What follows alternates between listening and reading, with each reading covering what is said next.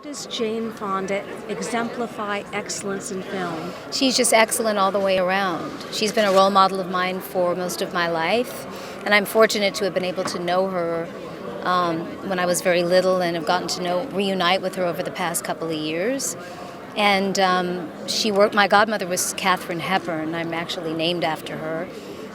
I'm also the godchild and the namesake, and they worked together in On Golden Pond, so that's a memory that I'll always remember that film, and what Jane's legacy is just so amazing. It's really remarkable.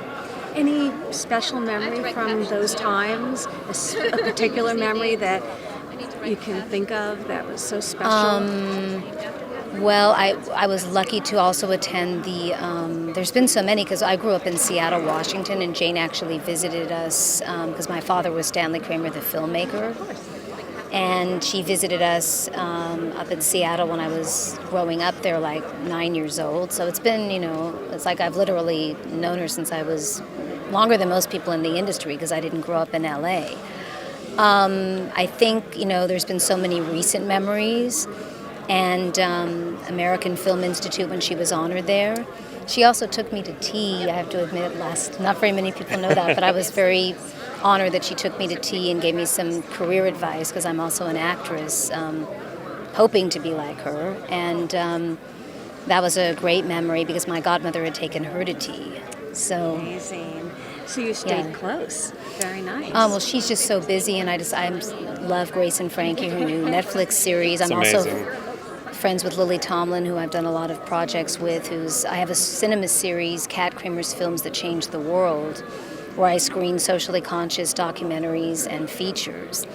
And Lily has been involved with most of them. She's the ambassador to the series. And I'm so honored that Jane has been on the host committee for these are, social issue films, so it's right in line with what she stands for. Exactly, very much so. Absolutely. Do you have a favorite role of Jane's that you want to share? There's so many. There's so many. I loved her, like she said, on Golden Pond, which is one of my most favorite dramatic performances of Jane's. But just to see her comedically in 9 to 5, which is such a classic comedy, I mean, it was hilarious. It will always be a classic comedic film. I love that performance. And then, like she said in Grace and Frankie, I mean, that show, I think, is just so smart and so witty and so well written.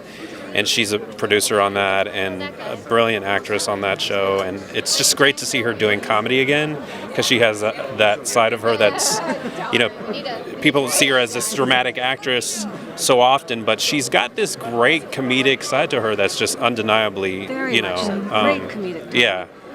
Undeniable, and bringing Lily Tomlin in again. I'm so fortunate to be able to know both of them and learn from them. And I also have to say that Jane has made so many amazing films, but the China Syndrome is one that is important, especially with what's happening now. And my father made On the Beach, which was really the first, nuclear holocaust, end of the world film, and no one believed when that movie came out that anything that catastrophic could happen, and that film proved, because it did with 3 Mile Island and Mount St. Helens erupting. And so films like The China Syndrome, which is actually something I'm hoping to present next year. I'm involved with the Uranium Film Festival, which is a nuclear issue film festival in Berlin in Brazil, and it's coming to Los Angeles for the first time in March of 2016. So we're trying to put something together with that and it's actually the anniversary of the 3 Mile Island incident, 37th anniversary. So these are all very timely, but very scary. And there's this great movie called The Man Who Saved the World, which is another film that I highly recommend about the issue. It's just opened about a week ago. Your dad was a visionary, no doubt about it. And so speaking of Kirk Douglas, my dad gave Kirk his first big starring role in Champion, where he played Midge Kelly, the boxer, and then later in The Juggler. So this is a big night because Kirk's such a big part of my dad's legacy. Very much so. Yeah. Well, thank you so much for being here. Yeah, we're happy to be here and honor it's Jane. And yeah, it's going to be great. It's going to be a great night. Enjoy. It really is. Thank Thank you you so so much. much. Wonderful.